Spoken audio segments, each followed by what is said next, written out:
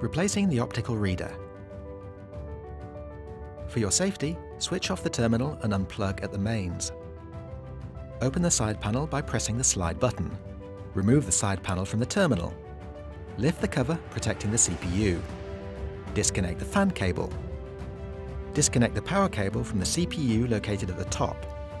Disconnect the display unit cable on the CPU by manually unscrewing the 2 screws at each side of the connector. Unplug the USB cable powering the optical reader. Disconnect the cable from the HMI unit.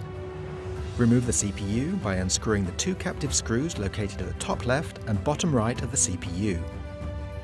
Remove the power cable from the metal clip. Then remove the CPU. Unscrew the captive screw located at the top of the optical reader. Remove the optical reader. If the glass on the optical reader is dirty, clean the screen using a dry, lint-free cloth.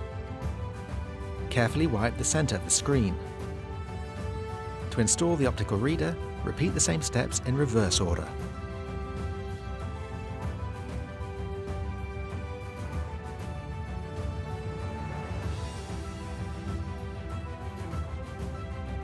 Close the side panel and secure the side of the terminal unit.